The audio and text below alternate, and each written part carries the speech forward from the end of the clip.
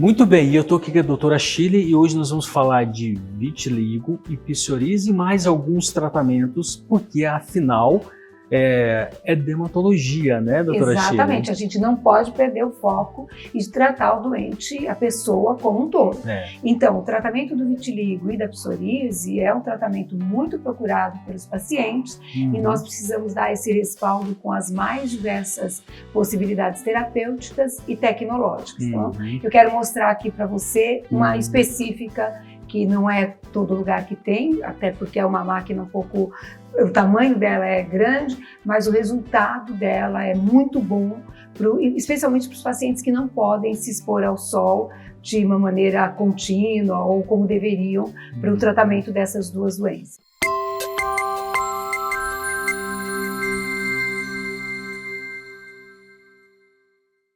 Até porque a psoríase e o vitiligo são uma doença que incomoda muito as pessoas no dia a dia, na aparência, na estética, né? Me fala um pouquinho, doutora Shirley, dessas doenças. Na realidade, existe sim um estigma, principalmente para o vitiligo, que são essas manchas brancas que normalmente acometem bilateralmente, né? Braços, pernas, rosto, e que na verdade não tem nada de contágio, ao contrário, essas pessoas que têm essas manchas precisam ainda de mais atenção, mais carinho e muitas vezes elas se sentem retraídas e a população que não é bem esclarecida também acaba tendo um pouco de estigma sobre isso. Uma bobagem enorme, é muito importante que essas pessoas sejam acolhidas e tratadas e é importante que se saiba que existe tratamento para essas manchas, porque também é muito comum a pessoa que muitas vezes a gente atende falar, eu fui a um dermatologista e ele disse que não tinha tratamento, porque é mais fácil dizer que não tem tratamento. Então, no caso do vitiligo, especificamente, é muito importante que os exames gerais sejam feitos, principalmente para tireoide, para verminose, para diabetes, porque muitas vezes esses fatores são desencadeantes ou estão associados com o vitiligo, e daí para frente o tratamento específico, ou com medicação local, ou com injeção intralesional, que é um estímulo, ou com enxerto de melanócito, onde você pega um pedacinho da pele normal e coloca na pele que está alterada para ela dar o estímulo da pigmentação. E uma das técnicas que a gente vai falar aqui, que é a ultravioleta de cabines, que pode ser feito tanto para o corpo todo, quanto para mãos, pés, de uma maneira separada. E uma outra doença que você me perguntou, que é a psoríase, que na verdade não tem nada a ver, embora algumas pessoas falem delas juntas, mas são geralmente lesões descamativas, que acometem em geral cotovelo, joelhos, couro cabeludo, eventualmente um pouco da face, o tórax, mas em geral locais mais específicos, mas ela pode acometer também o corpo todo. Também existe um estigma muito grande, porque a lesão em alguns casos é feia. Parece que você vai pegar, parece que é uma doença que você vai ser contagiosa. E não é, nenhuma delas é. E também, no caso da psoríase, existe um fator de estresse, um fator psicogênico importante, onde também a psicoterapia tem um lugar fundamental, bastante importante, e onde os tratamentos assertivos são fundamentais. Então, só para você ter uma ideia, existem alguns equívocos onde o diagnóstico é feito de maneira errada e, eventualmente, dá-se corticoide oral ou injetável, a pessoa melhora, mas depois tem fenômenos de rebote muito importantes e que é um caminho errado. Então, tratar de maneira correta, tratar as lesões localmente ou de uma maneira sistêmica e, de novo, a fototerapia, que é o tratamento que a gente está querendo falar aqui, é um grande caminho, um caminho de uma maneira muito simples, você pode levar ao controle, nos dois casos, dessas duas patologias que a gente está falando aqui. Vamos lá conhecer essa terapia? É uma cabine, não é isso? Então, é uma cabine de luz ultravioleta, uma luz especial, que ela, na verdade, pega 360 graus. Então, a pessoa é tratada em toda a sua dimensão, né? Inteira, uma cabine grande, e ela tem essas luzes especiais, em que o paciente pode ser tratado, então, de maneira total, globalizada.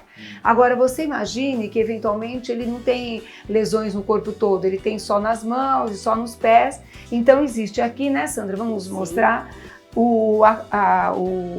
aparelho só para mãos e pés. Então ele não precisa submeter a exposição do ultravioleta no corpo todo, mas sim só de uma maneira localizada. Então a pessoa entra, coloca a mãozinha lá ou o pé aqui, isso. E aí ela vai receber o ultravioleta de uma maneira computadorizada, o tempo é calculado para cada caso e aí a pessoa vai recebendo essa luz de uma maneira eficiente. E quanto tempo a pessoa precisa ficar ali com as mãos e os pés? Então, na realidade, o que se faz é a definição de o que a gente chama de uma dose eritematógena mínima. Como que é isso? Para o vitiligo e para a psoríase, você tem cálculos diferentes, você expõe a pessoa num determinado tempo, e onde você define que ali, depois de 6 horas, ela vai apresentar um pouquinho de eritema, um pouquinho de vermelhidão. Significa que essa é a dose mínima para que ela tenha resultado terapêutico. No vitiligo, a gente diminui um pouquinho essa dose, porque a pele é mais sensível. E na psoríase, a gente usa exatamente essa contagem da dose eritematógena mínima. Então, não existe um número que é cabalístico para todo mundo. Mas, em geral, começa-se com um tempo muito pequeno, 1 minuto, 2 minutos, e você vai aumentando consecutivamente. Essa técnica, ela convencionou-se ser chamada de PUVA, que é o uso do psoralênico, em que você toma ou passa a medicação e se expõe ao ultravioleta de cabines. Essas lâmpadas, elas têm um segredo. Podemos ver essas lâmpadas? Elas têm uma característica em que você, na verdade, não precisa tomar a medicação. Claro, você toma se você quiser potencializar a ação da luz na pele, fazendo com que essa absorção haja como anti-inflamatório e ajude a melhorar as lesões descamativas da psoríase e a pigmentar as lesões brancas do vitiligo. Então elas são um grande suporte para isso. Claro, todo esse tratamento tem que ser feito baseado em cada caso, com quanto que tem de disseminação da doença ou não, em exames gerais, se a pessoa vai tomar a medicação, se o fígado dessa pessoa está apto para receber a medicação, como que está o colesterol dela. No caso do vitiligo, que eventualmente existe associação com alterações da tireoide, é muito importante que haja um controle da tireoide, ou principalmente em crianças, controle das verminoses, quando existe essa associação.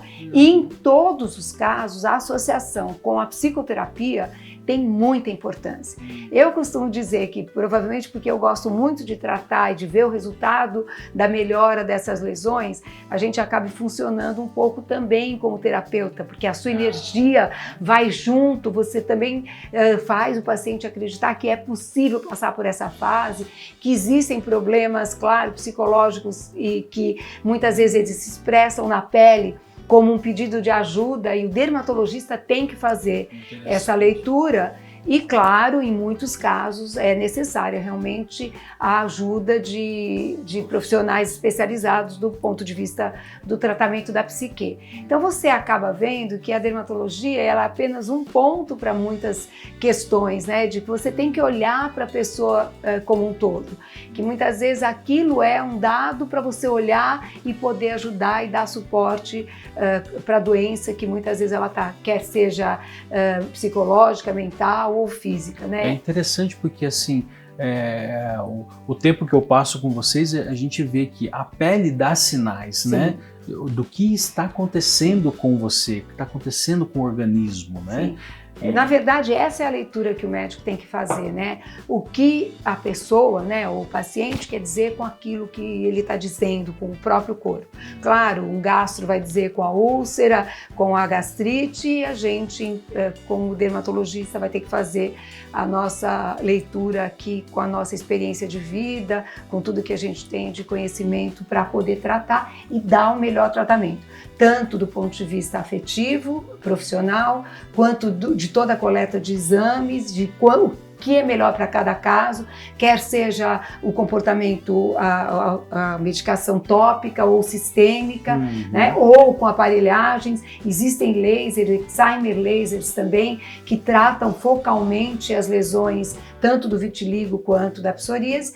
E outra questão importante, existem outras patologias que também podem ser tratadas através dessas lâmpadas ultravioleta. Então, a acne inflamatória, eventualmente a dermatite, a psoríase rosa de Gilbert, que precisa também da ação da luz solar. E outra questão muito importante é que essas cabines só são aprovadas pela Sociedade Brasileira de Dermatologia para tratamento das doenças dermatológicas e não para fins estéticos. Então, existe, ela está totalmente proibida para que a pessoa faça um bronzeamento artificial, porque aí você não está valorizando tratar uma doença e sim só os efeitos deletérios que o ultravioleta tem, sim, independente de você estar tratando a psoríase e o vitiligo. Doutora, tem riscos? Tem, por isso que ela tem que ser bem monitorada.